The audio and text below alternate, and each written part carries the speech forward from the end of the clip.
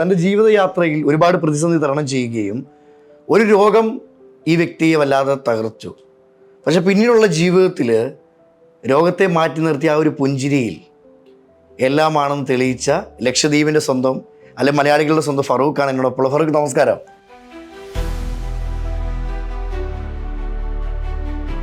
ഔദാര്യം വേണ്ട, ഞാൻ നേടിയത്, കഷ്ടപ്പെട്ടത്, പഠിച്ചത് ഇതിനു വേണ്ടിയാണോ ഫറൂഖ് പോരാടുന്നത്? ഇതിനു വേണ്ടിയാണ്. ഇവരുമായി ബന്ധപ്പെട്ട ഇവർക്ക് കിട്ടാനുള്ള അവകാശങ്ങൾ നേടിയെടുക്കുക. അപ്പോൾ ഭിന്നശേഷിക്കാരായിട്ടുള്ളവർ ഇന്ന് ഈ വീഡിയോ കാണുന്നുണ്ടെങ്കിൽ അവർക്ക് എന്താവശ്യമുണ്ടെങ്കിലും ഫറൂഖിനെ ബന്ധപ്പെടാം ധൈര്യത്തിൽ. ഫറൂഖിന് അയ്യോമനവും വേണ്ട. ഇല്ല, അയ്യോ വേണ്ട. നിങ്ങൾ ആരോട് അയ്യോ മനവും കാണിക്കല്ലേ. ഒരു നോർമൽ ആളുകൾ എന്നെ വിമർശിച്ചാലും എനിക്ക് വളരെ ആത്മാർത്ഥമായിട്ട് പുല്ലാണെന്ന് പറയാം. എല്ലായിടത്തും സ്റ്റാറാണ്. എന്നെ ഒരു വട്ടം കണ്ടാൽ മതി എല്ലാവരും എന്നെ നോക്കുമെന്നുള്ള അഹംഭാവം പണ്ടേ ഉള്ളതാണ്. സമൂഹത്തിൽ രാജ്യത്ത് തന്നെ അംഗീകരിക്കപ്പെട്ടത് 3-4 ആളുകൾ സെലക്ട് ചെയ്തത് ഞാൻ പ്രതിസന്ധികൾ തരണം ചെയ്തുകൊണ്ട്. ഈ ചാനൽ കാണുന്ന എല്ലാവരോടും എനിക്ക് ആത്മാർത്ഥത്തോട് പറയാനുള്ളത്, നിങ്ങളുടെ വീടിൻ്റെ നേരെ മുറ്റത്തുള്ള ആൾക്കാരെ നിങ്ങൾക്ക് തിരിച്ചറിയാൻ പറ്റുന്നില്ലെങ്കിൽ സമൂഹത്തെ ആരും തിരിച്ചറിയില്ല. നിങ്ങൾ നേരെ മുറ്റത്തുള്ളവരെ തിരിച്ചറിഞ്ഞാൽ മതി. എല്ലാവർക്കും നമസ്കാരം. ഞാൻ അജിൻ വർഗീസ്. തൻ്റെ ജീവിതയാത്രയിൽ ഒരുപാട് പ്രതിസന്ധി തരണം ചെയ്യുകയും ഒരു രോഗം ഈ വ്യക്തിയെ വല്ലാതെ തകർച്ചു. പക്ഷെ പിന്നീടുള്ള ജീവിതത്തിൽ രോഗത്തെ മാറ്റി നിർത്തിയ ആ ഒരു പുഞ്ചിരിയിൽ എല്ലാമാണെന്ന് തെളിയിച്ച ലക്ഷദ്വീപിൻ്റെ സ്വന്തം അല്ലെ മലയാളികളുടെ സ്വന്തം ഫറൂഖാണ് എന്നോടൊപ്പം. ഫറൂഖ്, നമസ്കാരം. നമസ്കാരം. ഒത്തിരി സന്തോഷം നേരിട്ട് കണ്ടതിരിക്കട്ടോ. വളരെ സന്തോഷം. കാരണം ഈ മോട്ടിവേഷനൊക്കെ ഞാനും കേട്ടിട്ടുണ്ട് കുറേ പേരുടെ. പക്ഷെ ഫറൂഖ് പറയുമ്പോൾ അതിനൊരു ജീവനുണ്ട്. എന്താണ് ഈ രോഗം? രോഗം ഒരു വളരെ റെയർ കേസുള്ളൊരു മെഡിക്കൽ ഡിസീസാണ്. വളരെ കുറച്ച് ആളുകൾ, 1-2 ആളുകൾക്കെന്നാണ് സ്റ്റോറിയിൽ പറയുന്നത്. വിക്കിപീഡിയയിൽ ഇതിൻ്റെ സ്റ്റോറി ഉണ്ട്. ഇതുമായി ബന്ധപ്പെട്ട് ഈ രോഗത്തിനെ ഇത്ര എക്സ്പീരിയൻസ് ആയിട്ട് അറിയില്ല. രോഗത്തെക്കുറിച്ചൊരു എല്ലുകളുടെ വളർച്ച അത്രമാത്രം. ജനനം മുതലുണ്ടോ? ഓൺ ബർത്ത്, ജന്മനാ ഉള്ളതാ. ഇത് മാറാൻ വല്ലതും? അത് 1% പോലും സാധ്യതയില്ലതാണ്. സാധ്യതയില്ല. ഇല്ല.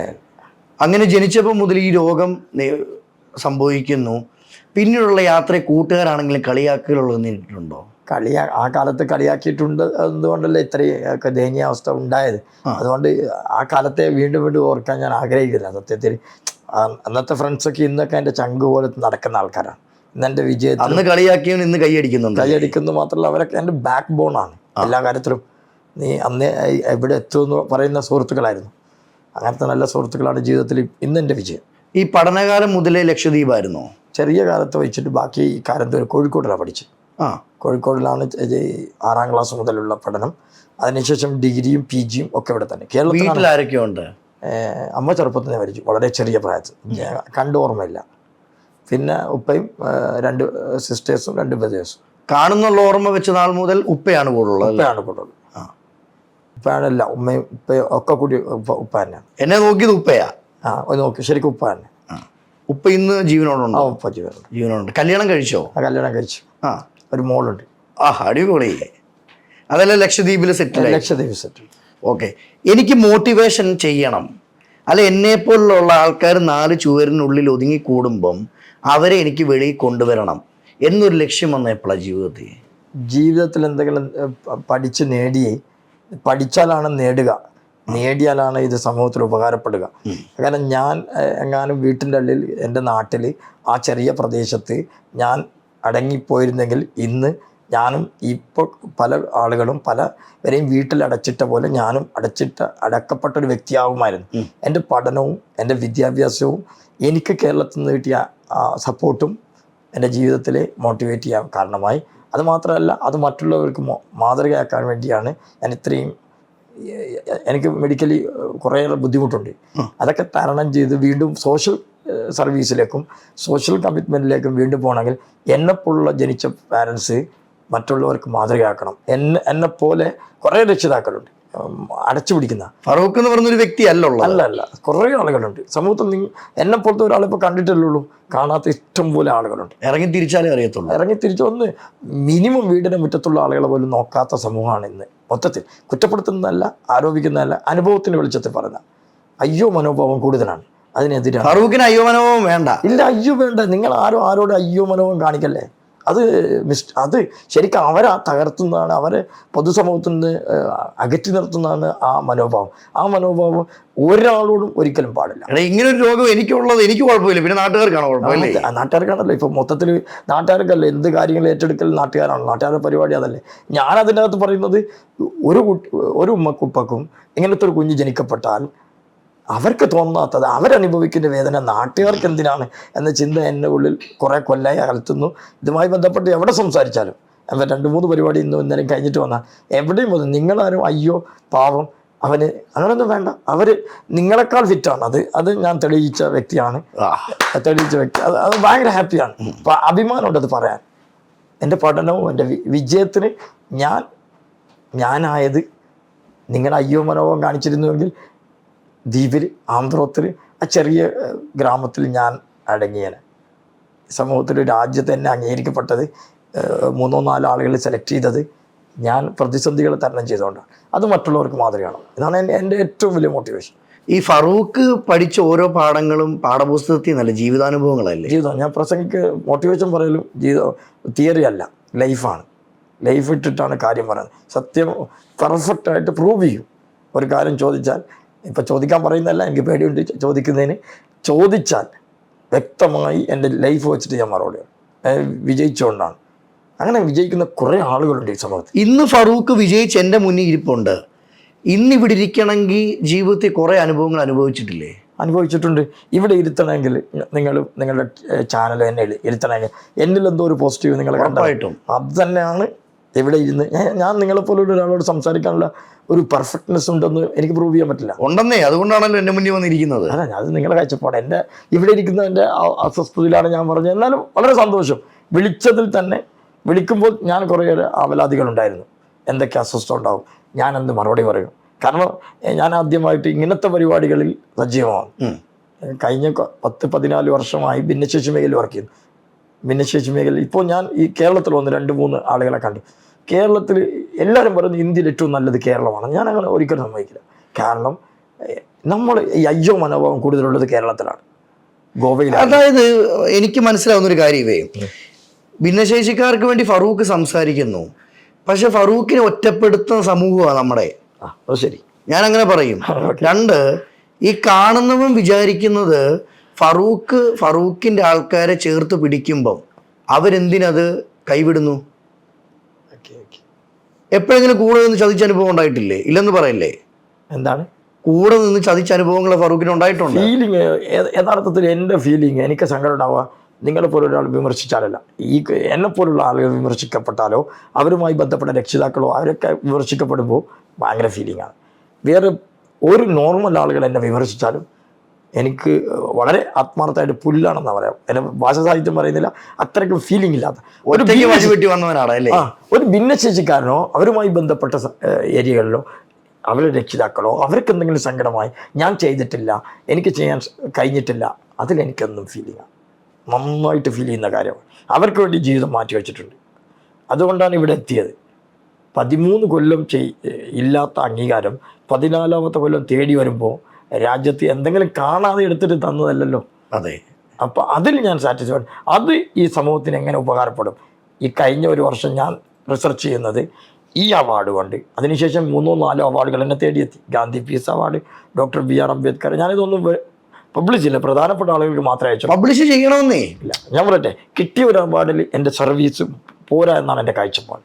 ഇത് പോരാ, ഇവിടെ കൊണ്ടൊന്നും നീ നിർത്തുന്നില്ല. ഇല്ല. അതുകൊണ്ടാണ് രാജ്യത്തിലെ ഒരു അലയൻസിലേക്ക് ഞാൻ പോയത്. എൻ്റെ ഓൺ റിസ്കിൽ ഞാൻ തന്നെയാണ് അതിൻ്റെ ഫൗണ്ടർ. അലയൻസ് ഉണ്ടാക്കി, അലയൻസ് രാജ്യത്തിന് മുഴുവൻ സംഘടനകളെയും ഒന്നാക്കുക, ഭിന്നശേഷിക്കാരെ കാര്യങ്ങൾ നേടുക മാത്രമാണ് ലക്ഷ്യം. പക്ഷെ നേടുക നടക്കുന്നുണ്ടോ? കേരളത്തിൽ വിജയിച്ചു. കേരളത്തിൽ ഏതാണ്ട് സംഘടനകളെ യോജിപ്പിച്ചു. മൂവ്മെൻറ്റ് ആദ്യം വിജയിച്ചു. തിരുവനന്തപുരത്ത് 28 പരിപാടിക്ക് ഞാൻ ഗസ്റ്റാണ്, എന്നെ ആദരിക്കപ്പെടും. അപ്പോൾ അത് എന്തുകൊണ്ടാണ് ലക്ഷ്യം ഒന്നാണ്, ഇവരെ സംരക്ഷിക്കണം. രാഷ്ട്രീയ ബേസിലോ സാമൂഹികപരമായോ ജാതിപരമായോ അങ്ങനെയൊന്നുമല്ല ചിന്ത.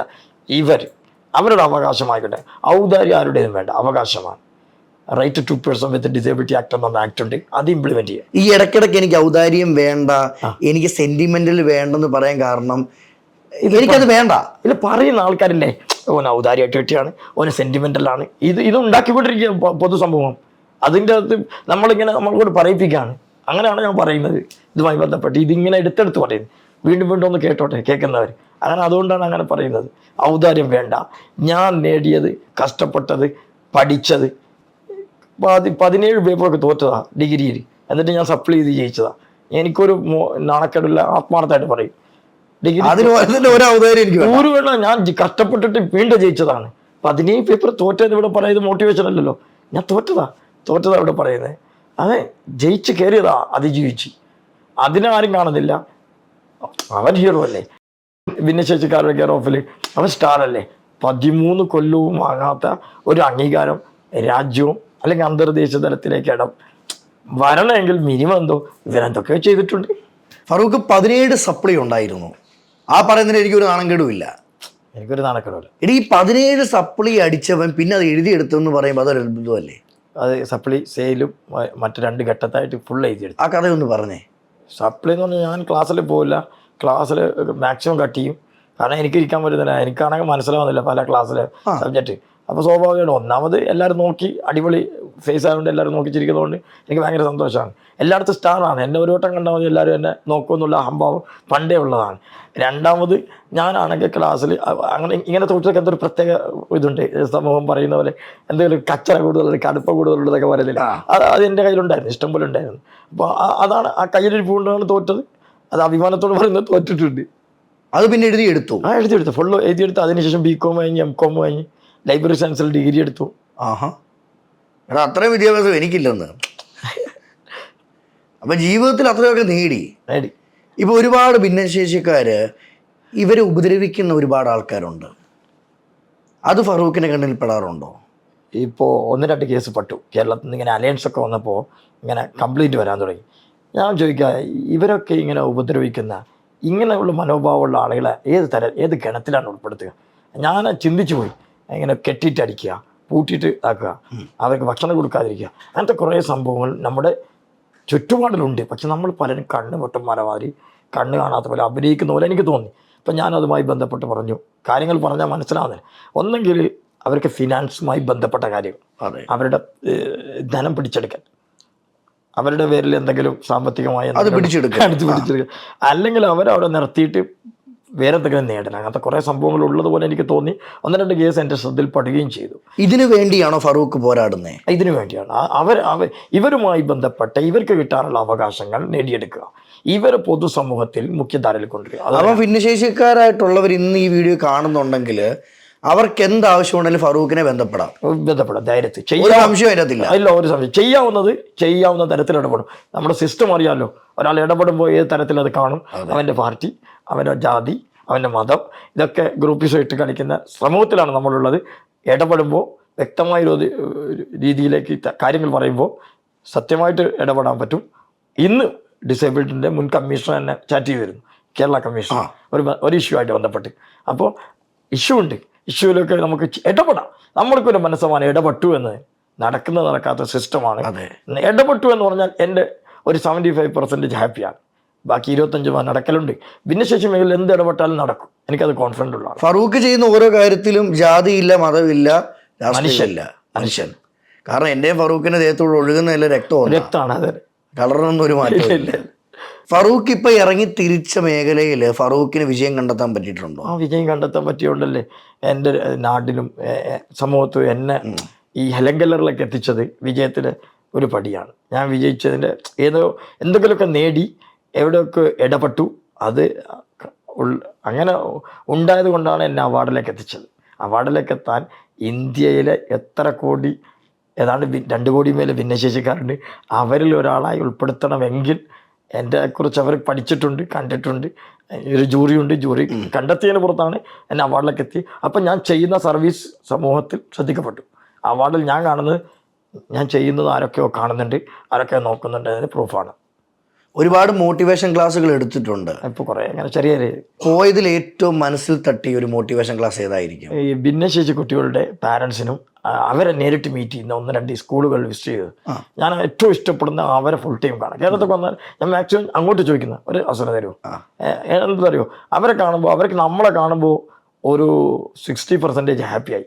ഒരു 60-65 അവർക്ക് അവരുടെ രോഗം പോലും ഒരു പക്ഷെ മറന്നു മറന്നു. അങ്ങനെ ഞാൻ ഒരു പരിപാടി കയറി പ്രസംഗിച്ച് ഞാൻ പറഞ്ഞു, ഓരോ കുട്ടിയോട് ഐഡൻറ്റിഫൈ ചെയ്തു, എൻ്റെ കാഴ്ചപ്പാട് പറഞ്ഞു. ഈ കുട്ടി വരക്കുമല്ലോ, ഈ കുട്ടി പാടുമല്ലോ, വെറുതെ പറഞ്ഞ. അപ്പോൾ ഉമ്മ പറഞ്ഞു, എൻ്റെ മോൾ തനിയെ പാടും, തനിയെ വരക്കും. ഇത് ഒരു ഒടുക്കത്തെ മോട്ടിവേഷനായി മാറും. അത് ഞാൻ ഭയങ്കര ഹാപ്പിയാണ്. അവരെന്നെ വിളിച്ചു, ചാറ്റ് ചെയ്തു.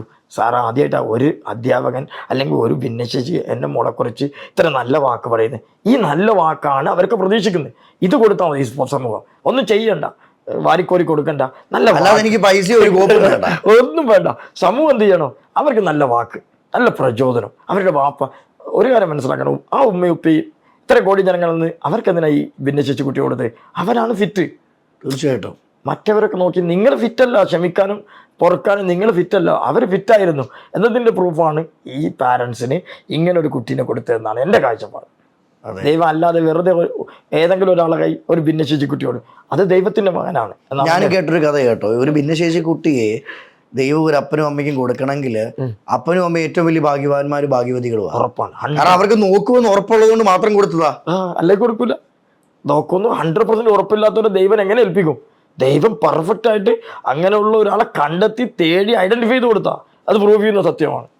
അതെ, അത് കാലങ്ങളിൽ ഒളിച്ചിരിക്കുന്നതല്ല, സത്യമാണ്. അവർക്ക് അതിലൂടെ വന്ന നേട്ടങ്ങൾ പല പേരൻസ് എന്നോട് പറഞ്ഞിട്ടുണ്ട്. എൻ്റെ ഈ മോളുള്ളത് കൊണ്ട്, ഈ മോനുള്ളത് കൊണ്ട്.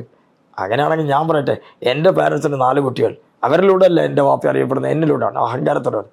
അത് റിയൽ മോട്ടിവേഷനാണ്. അതെൻ്റെ ലൈഫിൽ മാതൃക. എൻ്റെ പേരൻസിലുള്ള 4 പെർഫെക്റ്റാണ്. ഒരു രൂപത്തിലോ ഭാവത്തിലോ ഒന്നും മാറ്റൽ. ഞാൻ മാത്രമേ അതിൽ മാറ്റമുള്ളൂ.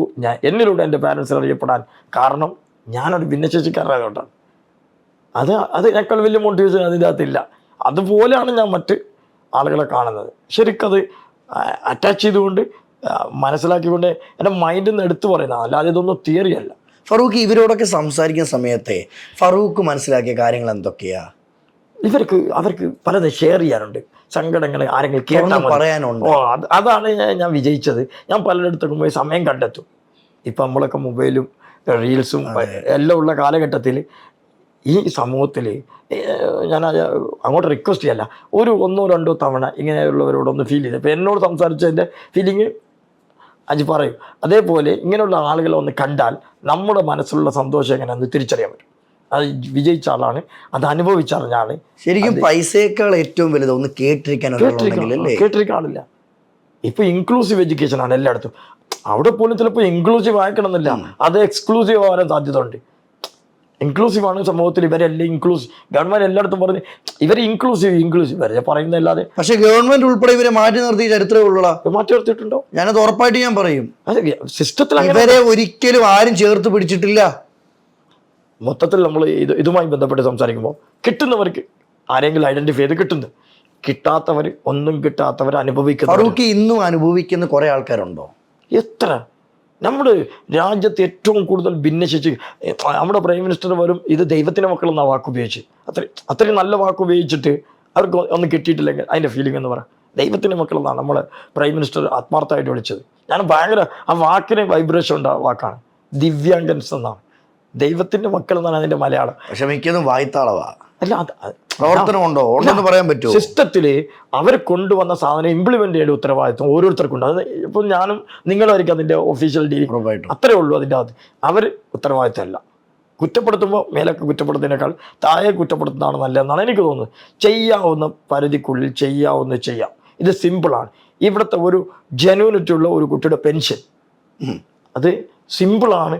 അതിൻ്റെ ഫോർമലി പോയി ചെയ്തു കൊടുക്കേണ്ട കാര്യങ്ങളാണ്. എങ്ങനെ ഒരു ഭിന്നശേഷി ഇത് വന്നാൽ ചെയ്താൽ തന്നെ ഇത് പെൻഡിങ്ങിൽ വെക്കും മാസങ്ങളും വർഷങ്ങളും. സിസ്റ്റം മൊത്തത്തിൽ എങ്ങനെയാണ് കടന്ന് ആരോപിക്കുവാനോ ഇതുപോലെ ഫീലിംഗ് പറഞ്ഞു വേണം. എത്ര കേസ് ഉണ്ടാവും, എത്ര പേർക്ക് കിട്ടാത്തുണ്ടാവും, എത്ര സങ്കടപ്പെടുന്നതാണ്.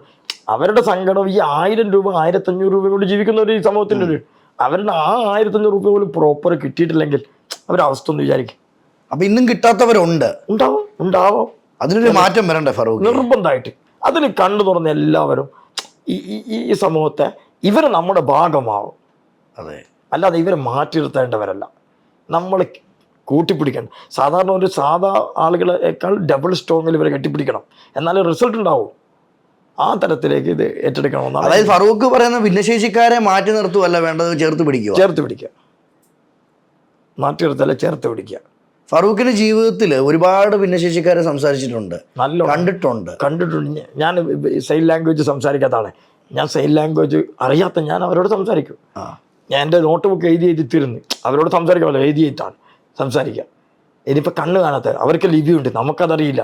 എന്നാലും അവരോട് ചേർത്ത് പിടിച്ചുകൊണ്ട് പറയാവുന്ന മാക്സിമം പറയാം. അപ്പോൾ അത്തരത്തിലുള്ളൂ. നമ്മൾ അവരെയൊക്കെ തിരിച്ചറിഞ്ഞാൽ മതി. അത് ഉറപ്പ്. ഞാൻ സത്യമായിട്ട് ഈ ഷോയിലടക്കം വരുന്നത് ഒന്ന് കണ്ടാൽ മതി. ഞാൻ എങ്ങനെ അനുഭവിച്ചു, ഞാൻ എങ്ങനെ രക്ഷപ്പെട്ടു. ഇതുപോലത്തെ ഇഷ്ടംപോലെ IAS IAS ഇപ്പോൾ കേരളത്തിൽ നിന്നൊരു ലേഡി വന്നു, ഇത്ര കാലത്തിന് ശേഷം വന്ന്. നമ്മളിപ്പോൾ ഓരോ ഏരിയയിലേക്ക് വിട്ടാൽ അവിടെ എൻഡോസൾഫൻ, മറ്റേ ഏരിയ, ഇങ്ങനെ ഈ ചിന്തയാണ് ഇട്ടത്. ശരിക്കും ഏതാവണ്ണം എല്ലാവർക്കും കിട്ടാൻ ഗവൺമെൻറ്റിൻ്റെ എല്ലാ സ്കീമും ഉണ്ട്. അത് ഇംപ്ലിമെൻറ്റ് പോലെ ചെയ്താൽ പോലെ, അത്രയല്ലേ ഉള്ളൂ. അർഹതയുള്ള ഒരാൾക്ക് കിട്ടുമ്പോൾ എത്ര മനസ്സമാധാനം. ഞാനൊരു ഗവൺമെൻറ് ഉദ്യോഗസ്ഥനാണ്, എനിക്ക് എൻ്റെതായ പരിധിക്ക് അങ്ങനെ ഒരാളെ എങ്ങനെ സംരക്ഷിക്കണം. പിന്നെ ഞാനെന്ത് പറയാനാ, ഞാൻ ആ പോസ്റ്റിലിരുന്ന് ചെയ്തിട്ടില്ലെങ്കിൽ. അവിടെയാണ് ഫീലിംഗ് ഉള്ളത്, സങ്കടമുള്ളത്, സഹതാപമുള്ളത്. ഭാഷയിൽ പറഞ്ഞാൽ ഔദാര്യമായിട്ട് കാണുന്നുണ്ട് എല്ലാവരും.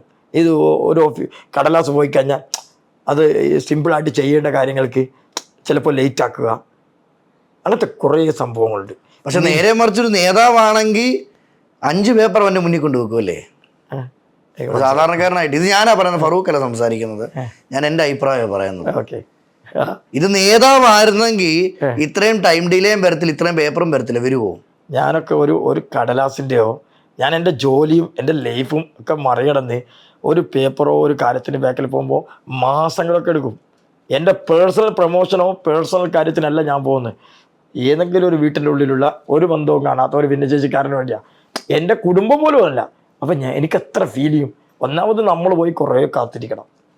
ഞാൻ നേതാവല്ല, രാഷ്ട്രീയക്കാരനല്ല, സാമൂഹിക ഉത്തരവാദിത്തമുള്ളൊരു ഭിന്നശേഷിക്കാരൻ, ഒരു നേതാവിൻ്റെ മകനുമല്ല, ഒരു ബന്ധവുമില്ല. ഒരാളോട് പ്രത്യേക ദേഷ്യവുമില്ല, സ്നേഹവുമില്ല. ആത്മാർത്ഥമായിട്ട് നമ്മളെ ചേർത്ത് പിടിക്കുന്നവരെ കണ്ടാൽ അവരെ നമ്മളും ചേർത്ത് പിടിക്കും. ഫറൂഖ് ഇറങ്ങിത്തിരിക്കാനും ഫറൂഖിന് മറ്റുള്ള ഭിന്നശേഷിക്കാരെ ചേർത്ത് പിടിക്കാനുള്ള മോട്ടീവ് എവിടെ നിന്ന് കിട്ടിയതാ? ഞാൻ എൻ്റെ പഠനകാലത്ത് കേരള ജീവിതമാണ്. ഒന്ന് പങ്കുവെക്കാം. കാരണം ഞാൻ മനസ്സിലാക്കുന്നത് ഫറൂഖ് ഇന്ന് 4 ചുവരിൻ്റെ അകത്ത് ഒതുങ്ങിക്കൂടേണ്ട ഒരു വ്യക്തിയാണ്. ആ ഫറൂഖ് ഇറങ്ങിത്തിരിച്ച് എന്നെപ്പോലുള്ളവരെ ചേർത്ത് പിടിക്കണമെന്നുള്ള ബോധ്യം ഉള്ളതുകൊണ്ടാണ് ഇന്ന് എൻ്റെ മുന്നിൽ വന്നിരിക്കുന്നത്. ആ ഒരു മോട്ടീവ് എവിടുന്ന് വന്നതാ? മോട്ടീവ് ഞാൻ പറഞ്ഞില്ലേ, ഞാൻ വിദ്യാർത്ഥി ജീവിതത്തിൽ എനിക്ക് എല്ലായിടത്തും സ്പെഷ്യൽ പരിഗണന തരുന്നു. എൻ്റെ ഫ്രണ്ട്സ് പ്രത്യേകിച്ച് എവിടെ പോലെ ചിലപ്പോൾ ഹോട്ടലിൽ പോയി പൈസ കൊടുക്കണ്ട, അവർ കൊടുക്കും. ഞാൻ ഇനിയിപ്പോൾ എൻജോയ് ചെയ്താൽ എന്നെ മാക്സിമം എൻജോയ് ചെയ്യും. ഏത് ലൈഫ് സ്റ്റൈലിൽ ഞാൻ കടൽ ഭയങ്കര പേടിയാണ്. കടലിൽ നിന്നാണ് വരുന്നത്. ലക്ഷദ്വീപ് ഞാൻ വീണ ചിലപ്പോൾ ഇല്ലേ ശ്വാസം കിട്ടില്ല. അപ്പോൾ ഞാൻ കടലിൽ നിന്നാണ് വരുന്നത്. സ്വിമ്മിങ്ങും അതൊക്കെ ബുദ്ധിമുട്ടാണ്. എൻ്റെ ഫ്രണ്ട്സ് എന്നെ താക്കി പിടിച്ച് ചവിട്ടി കടലിലേക്ക് ഇട്ടിട്ട് എന്നെ അത്രയ്ക്കും ത്രില്ലിംഗ് ആണ് എൻ്റെ ലൈഫ്. രണ്ടാമത് മോട്ടിവേഷൻ എന്ന് പറഞ്ഞ് ഞാൻ വിചാരിച്ചു, ഞാൻ പഠിച്ചു കഴിഞ്ഞപ്പോൾ എന്തിന് ഇത്രയും കഷ്ടപ്പെട്ട് പഠിച്ചു വന്നത്? ഒരു ജോലിക്ക് വേണ്ടി അല്ല. ഈ ജോലിയിലൂടെ എന്നെപ്പോലുള്ള കുറേ ആളുകൾ ബുദ്ധിമുട്ട് അനുഭവിക്കുന്നത് തിരിച്ചറിഞ്ഞുകൊണ്ടാണ്. ഞാൻ അനുഭവിച്ച അല്ലെങ്കിൽ ഞാൻ വന്ന വഴികൾ ഇത്ര റിസ്ക് ആണെങ്കിൽ ഒന്നും പഠിക്കാത്ത, വിദ്യാഭ്യാസം തീരെ കിട്ടാത്ത ഒരാളവസ്ഥ എങ്ങനെയായിരിക്കും? പിന്നെ വീടുകളിൽ അടച്ചിട്ട, വീടുകളിൽ നിന്ന് പുറം കാണാത്ത കുറേ ആളുകളുടെ ജീവുണ്ട് ഇവിടെ സമൂഹത്തിൽ. അവരാണ് നിങ്ങൾ ശരിക്കും കാണേണ്ടത്. ഒരു 10 പേരെടുത്തിട്ട് എക്സാമ്പിൾ എടുത്ത് നടത്തിയാൽ നിങ്ങളുടെ ഇതിൽ ഞാൻ ടാർഗറ്റ് ചെയ്യുന്ന ഒരാൾക്ക് ഒരു സഹായം കിട്ടിയാൽ ഈ ഇരിക്കുന്നതിന് ഈ ടൈം ഇത്ര സമയം സ്പെൻഡ് ചെയ്ത് ഞാൻ ഹാപ്പിയാണ്. ഒരാൾ ഉറപ്പായിട്ട് അത്രയേ ഉള്ളൂ ഇതിൻ്റെ അകത്തുള്ള. ഒരാളെ സഹായിക്കാൻ പറ്റിയാൽ പിന്നെ അല്ലെങ്കിൽ നമ്മൾ എന്തിന് ജീവിക്കുന്നു?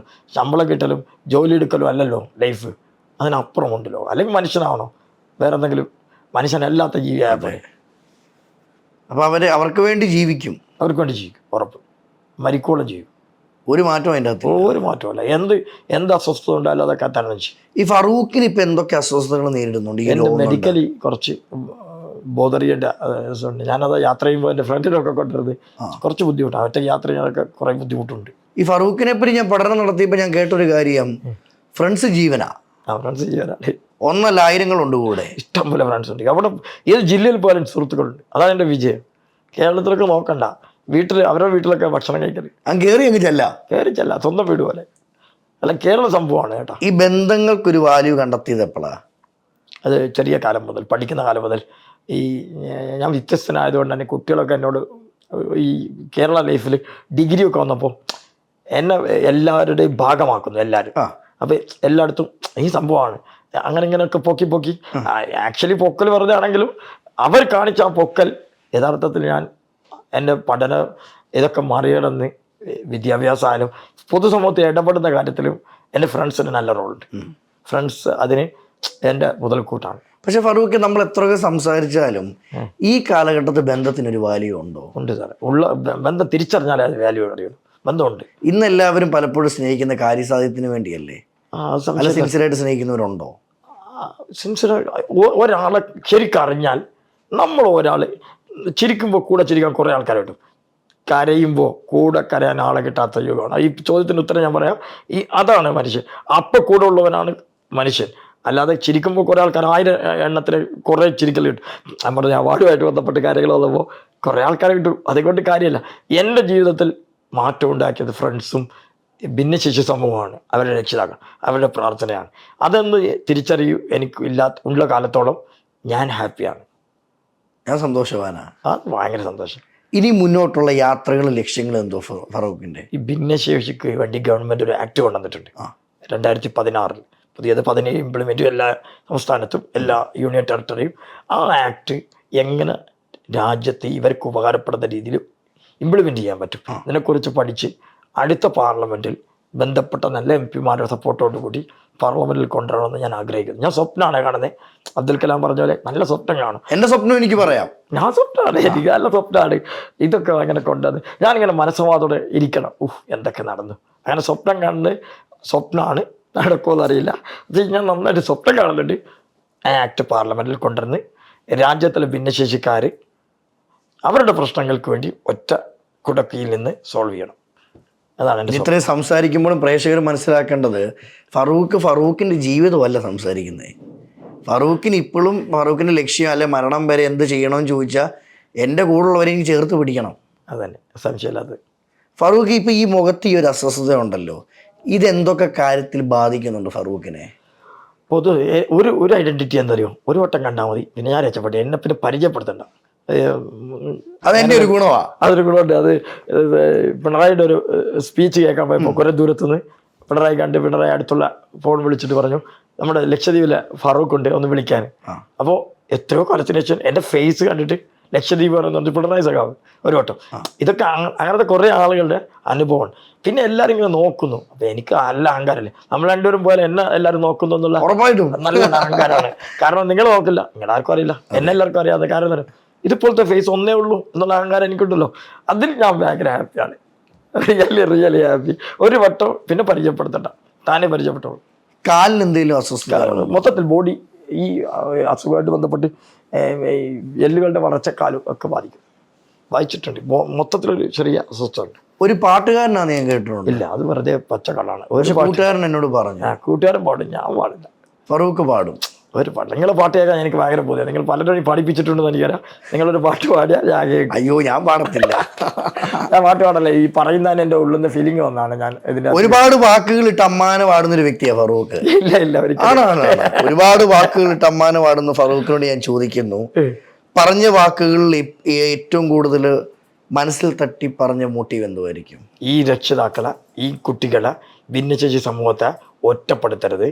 നിങ്ങൾ അവരെ സൈഡാക്കരുത്.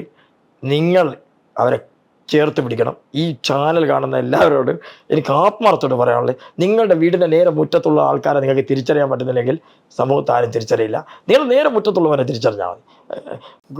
തിരുവനന്തപുരക്കാർ പിന്നെ കാസർഗോഡുകാരെ കാണണ്ട, കാസർഗോഡുകാരെ കാണും, ദ്വീപുകാർ കാണും, ഇന്ത്യയിലെ ഓരോ സംസ്ഥാനത്തുള്ള അങ്ങനെ ആ ചിന്ത ഓരോരുത്തരുടെ ഉള്ളിലേക്ക് ആ പ്രകാശം ഒന്ന് എത്തണം. മിനിമം ജീവിതത്തിൽ ഒരു ഭിന്നശേഷിക്കാരനെങ്കിലും ജീവിതത്തിൽ പരിചയപ്പെട്ട് എന്തെങ്കിലും ചെയ്തു എന്ന് ഒന്ന് പ്രൂവ് ചെയ്യണം, ജീവിച്ചതിൽ തെളിവാക്കാൻ. എൻ്റെ സ്വപ്നമാണത്. എല്ലാവരോടും കാണുന്ന എല്ലാവരോടും പ്രത്യേകമായിട്ട് പറയുന്ന ഒരു പോയിന്റ്. ഈ ഞാൻ ഒരുപാട് പേരെ ഇൻ്റർവ്യൂ എടുത്തിട്ടുണ്ടെങ്കിലും ഫറൂഖുമായിട്ട് സംസാരിക്കുമ്പം ഒരു സുഖം കേട്ടോ. എന്താണ് അപ്പം ഫറൂഖ്, ഞാനത് പറയുമ്പം പോലും ഫറൂഖ് പറയുന്നത്, ഫറൂഖ് ഭിന്നശേഷിക്കാരെ 10,000 പേരെ കണ്ടിട്ടുണ്ടെങ്കിലും ഞാൻ ഫറൂഖിനെ മാത്രമേ കണ്ടിട്ടുള്ളൂ അല്ലേ, ബാക്കിയുള്ളവരെ പോയി കാണണം നിർബന്ധമായിട്ട്. ചാനൽ ലക്ഷ്യമുണ്ട്. എന്നെ വിളിച്ചതിൽ ഭയങ്കര സന്തോഷം. ഞാൻ എയിം ചെയ്തതാണ് ഈ ചാനലിൽ ഇതൊക്കെ കണ്ടിട്ടാണ് ഞാൻ നമ്മൾ ഹോൾഡ് ചെയ്ത് എനിക്ക് എത്രയാണെന്ന് തോന്നി. കാരണം ഇതിൻ്റെ അകത്ത് ചില വോയിസുകളൊക്കെ എനിക്ക് നന്നായിട്ട് ടിപ്സ്, നിങ്ങൾ സംസാരിക്കുന്ന ട്യൂണ് കൊള്ളും ചിലർക്ക്. അത് ഞാൻ കൊള്ളുമെന്ന് വിചാരിച്ചുള്ള ഈ സീറ്റിലേക്ക് ഇരിക്കാൻ വന്നത്, ഹോട്ട് സീറ്റിലേക്ക്. കൊള്ളണമെന്നേ, കൊള്ളണം. അല്ല ക്യാമറ ഓൺ ആക്കി പറഞ്ഞിട്ട് കഥയുണ്ടോ? ഇല്ല ഇല്ല ഇല്ല ഇല്ല, അർഹതയുള്ളവർക്ക് കിട്ടണം. അത്രേ ഇതിൻ്റെ അകത്തുള്ളൂ. Okay, that's. ഫറൂഖ്, അപ്പോൾ ഒറ്റക്കെട്ടായിട്ട് നിന്നാൽ എല്ലാം നേടാൻ പറ്റും. ഒറ്റക്കെട്ടായിട്ട് നിന്നാൽ എല്ലാം നേടാൻ പറ്റും. സിമ്പിളാണ്. എല്ലാവരും ഇപ്പോൾ നിങ്ങൾ വന്ന് എന്നെ ഷൂട്ട് ചെയ്തില്ലേ, ഇപ്പോൾ സംസാരിക്കുന്നില്ലേ, ഇതിൻ്റെ അകത്ത് കുറേ കിട്ടലുണ്ട്. ഇതിൻ്റെ അകത്ത് കുറേ ആൾക്കാർക്ക് പോസിറ്റീവാണ്. ഈ സ്പീച്ചിലൂടെ കുറേ ആൾക്കാർ സന്തോഷിക്കും. നമുക്ക് രണ്ടൊക്കെ അതുപോലെ ഉറപ്പായിട്ടും. ഞാൻ അത് മാത്രമേ ഇതിനകത്ത് ആഗ്രഹിക്കുന്നു. ഞാൻ പറഞ്ഞില്ലേ, ഞാൻ കേരളത്തിൽ വന്ന് പഠിക്കുന്ന കാലം മുതൽ എൻ്റെ മോട്ടിവേഷൻ വന്നുപോയി. കാരണം എനിക്ക് പഠിക്കാൻ ഇവിടെ ഒരു പ്രത്യേകത ഉണ്ട് കേരളത്തിന്. കണ്ടച്ചിരിക്കും, നല്ല തട്ടും, മോൻ കുഴപ്പമില്ല, മോൻ അടിപൊളിയാണ്. പക്ഷെ അത് സിമ്പതി എന്നാണ് എൻ്റെ കാഴ്ചപ്പാട്. അത് കുറച്ചും കൂടി മോട്ടിവേറ്റായി എന്നെ. പഠനകാലം 7ാം ക്ലാസ് മുതൽ ഇവിടെ പഠിച്ചപ്പോൾ അത് ഞാൻ ശരിക്കും മോട്ടിവേറ്റ്. പിന്നെ ഒരു 15, എൻ്റെ നാട്ടിനേക്കാൾ കൂടുതൽ ഞാനിവിടെ എൻ്റെ ലൈഫ് എൻജോയ്. ഈ ആരെങ്കിലും എപ്പോഴെങ്കിലും ഒക്കെ പറഞ്ഞിട്ടുണ്ടോ, എടാ നിനക്ക് വേറെ പണിയൊന്നുമില്ല, നീ വല്ല പെരയ്ക്കാതിരിക്കുക? ഈ ഭിന്നശേഷിമേൽ വർക്ക് ചെയ്യുന്നതായിട്ട് ബന്ധപ്പെട്ട് കുറേ കമൻറ്റുകൾ കേൾക്കാറുണ്ട്. പറഞ്ഞിട്ടുണ്ട്. അവരോടൊക്കെ ഈ സമയത്ത് എന്തോ ക്യാമറ നോക്കി പറയാനുള്ളത്? ഇത് അവരോട് എൻ്റെ ബാധ്യത, എൻ്റെ ഉത്തരവാദിത്വം നിങ്ങൾക്ക് ചെയ്യാൻ പറ്റില്ല, ഞാൻ തന്നെ ചെയ്യണം. എൻ്റെ ഉത്തരവാദിത്വം ഈ ഭിന്നശേഷിക്കാരെ ഏറ്റെടുക്കലാണ്. ദൈവം എന്നെ ഏൽപ്പിച്ച കർത്തവ്യമാണ്, ഉത്തരവാദിത്വമാണ്. അത് ഞാൻ ചെയ്യുന്നു. അതിനിപ്പോൾ ആരെന്ത് പറഞ്ഞാലും അത് എല്ലാവരും പറയണ്ടേ, ഈ ജോലിയല്ലേ, ഗവൺമെൻറ് എംപ്ലോയി അല്ലേ, നീ ഇരുന്നാൽ പോരെ, മറ്റുള്ളവരെ കാര്യം നീ നോക്കണോ? നീ നോക്കുന്നേ. അത് ഫറൂഖിനെ പോലൊക്കെ ഇറങ്ങിത്തിരിക്കുന്ന വ്യക്തികളുണ്ടോ എന്ന് സംശയം കേട്ടോ. വിരലിലുണ്ടാകുന്നവരെ കാണത്തുള്ളൂ, ഉണ്ടെങ്കിൽ പോലും. ഞാൻ ചെയ്തിട്ടില്ല, കുറച്ചൊക്കെ ചെയ്തിട്ടുള്ളൂ. പക്ഷേ ചെയ്തത് ഐഡന്റിറ്റി, ഒരു സിഗ്നേച്ചർ പതിപ്പിച്ചു. ചെയ്തതിൽ തന്നെ ഞാൻ ഹാപ്പി അല്ല ഒരിക്കലും ഹാപ്പി. കാരണം സാറ്റിസ്ഫൈഡ് ഉള്ള ഈ ഭിന്നശേഷി സമൂഹത്തിൽ ഞാൻ പറഞ്ഞ ശതമാനത്തിൽ ഹാപ്പി ആയാൽ മാത്രമേ ഞാൻ ഈ മേടിച്ച അവാർഡും കിട്ടിയ അംഗീകാരങ്ങൾക്കൊക്കെ സാറ്റിസ്ഫൈഡ് ഉണ്ടാവും. അല്ലാത്ത കാലത്തോളം ഞാൻ ഈ അവാർഡ് വാങ്ങിയിട്ട് കുറേ ആൾക്കാർ കഷ്ടപ്പെടുകയും സങ്കടപ്പെടുകയും ഉണ്ടെങ്കിൽ പിന്നെ എൻ്റെ അവാർഡിന് എന്താണ് പ്രസക്തി? പ്രശ്നങ്ങൾക്ക് സോൾവ് ചെയ്യാൻ എനിക്ക് പറ്റണം. അതാണ് ഞാൻ ഈ അവാർഡ് കൊണ്ട്. ഇന്ന് ഭിന്നശേഷിക്കാരായിട്ടുള്ളവരെ ഉപദ്രവിക്കുന്ന മാതാപിതാക്കൾ ഉണ്ടെങ്കിലും, അല്ലെങ്കിൽ ഭിന്നശേഷിക്കാരെ മാറ്റി നിർത്തുന്ന സമൂഹം ഉണ്ടെങ്കിലും, എന്താണ് ഫറൂഖിന് ഈ നിമിഷം പറയാനുള്ളത്? രക്ഷിതാക്കൾ വളരെ അവരെക്കുറിച്ച് പറയുമ്പോൾ രക്ഷിതാക്കൾ ഭയങ്കര സ്നേഹമാണ്, ഒടുക്കത്തെ കമ്മിറ്റ്മെൻറ്റാണ്. അവരെ ആർക്കും കാണിച്ചു കൊടുക്കില്ല, ഇങ്ങനെ പൊത്തിപ്പിടിക്കുക. എന്ത് വന്നാലും ദൈവം കനിഞ്ഞേകി കൊടുത്ത ക്ഷമയുള്ള ഒരു പാരൻസിനാണ്. ആ പാരൻസ് ശരിക്ക് വളരെ റെയറിൽ എന്തെങ്കിലും കേസുകളല്ലാതെ രക്ഷിതാക്കൾ ഭയങ്കര പെർഫെക്റ്റാണ്. കാരണം ഈ മക്കളെ കാണിക്കാൻ പോലും അവർ റെഡിയല്ല. അത് തന്നെ തെറ്റാണ്. റെഡിയല്ല, കാണിക്കില്ല. കാരണം എന്താണ്, എൻ്റെ മോനല്ലേ, എൻ്റെ മോളിങ്ങനല്ലേ എന്ന ചിന്ത ഇവരിലേക്ക് വന്നു. ഫറൂഖ് പറഞ്ഞ ആ ചിന്ത മാറ്റണം, അത് മാറ്റണം. ഇവരെ സമൂഹത്തിന് ഇറക്കണം. അവരിൽ എന്തോ ഒരു കഴിവുണ്ട്, എന്തോ ഒരു സ്കില്ലുണ്ട്. ആ സ്കില്ലൊന്ന് കണ്ടെത്തണം, അത്ര മാത്രമേ പറഞ്ഞു. എന്തോ ഒരു ചെറിയ സ്കില്ലുണ്ട്. എല്ലാവർക്കും ദൈവം എനിക്ക് തന്നത് ഈ സ്കില്ലാണെങ്കിൽ, അജയേട്ടന് ഇതാണെങ്കിൽ, എല്ലാവർക്കും ഓരോ സ്കില്ലുണ്ട്. ആ സ്കില്ല് കണ്ടെത്തണം, അവരതിലേക്ക് വിടണം. ഇത്രേ ഇതിൻ്റെ അകത്തുള്ളൂ. അല്ലാതെ അവർ വീട്ടിൻ്റെ അകത്ത് പഠിക്കാതെ, പഠിപ്പ് കൊടുക്കാതെ, സാഹചര്യം കൊണ്ടാവാം, പക്ഷെ അവരുടെ സ്കില്ലിന് അവരും ലോകത്ത് ജീവിക്കണ്ടേ? എന്തായാലും ജനിച്ചു, അവർക്ക് ഇവിടെ ജീവിക്കാനുള്ള അവകാശമല്ലേ? ആ അവകാശത്തെ ആരും വ്രണപ്പെടുത്തരുത്. സന്തോഷമായി ഹാപ്പിയായി നമ്മൾ കണ്ടുപഠിക്കേണ്ടത് കാനഡയിലും ഓസ്ട്രേലിയയിലും ഒക്കെ ഭിന്നശേഷിക്കാരെ ട്രീറ്റ് ചെയ്യുന്ന രീതി ഞാൻ കുറേ കണ്ടിട്ടുണ്ട്. ഇവിടെ പറയുന്നില്ല, കൂടുതലും അതൊക്കെ കയറി നോക്കിയാൽ കാനഡയിൽ എങ്ങനെയാണ്, ഓസ്ട്രേലിയയിൽ എങ്ങനെയാണ്, ജപ്പാനിൽ എങ്ങനെയാണ് കുട്ടികളെ കൊണ്ടുപോകുന്നു, ജോലി സ്ഥലത്ത് കൊണ്ടുപോകുന്നു, അവിടെ അതിന് അറേഞ്ച്മെൻറ്റ് ചെയ്യുന്നു. അങ്ങനത്തെ കുറേ സംഭവങ്ങൾ, ബന്ധപ്പെട്ട കാര്യങ്ങൾ ഒരു എക്സ്ട്രാ ഓർഡിനറിയാണ്. അതെ, നമ്മുടെ രാജ്യം കണ്ടുപഠിക്കേണ്ട കുറേ കാര്യങ്ങളാണ്. വിമർശനമല്ല, നമ്മുടെ രാജ്യം കുറച്ചും കൂടി മുന്നോട്ട് പോകേണ്ട, കുറച്ചും കൂടി മുമ്പോട്ട് പോകേണ്ട സാഹചര്യമാണ് ഭിന്നശേഷി വഴി. രാജ്യത്ത് കൂടിക്കൊണ്ടിരിക്കുകയാണ്, എണ്ണം കൂടുന്നുണ്ട് ശരിക്കും. ഓക്കെ ഫറൂഖ്, ഇത്രയും നേരം സംസാരിച്ചു.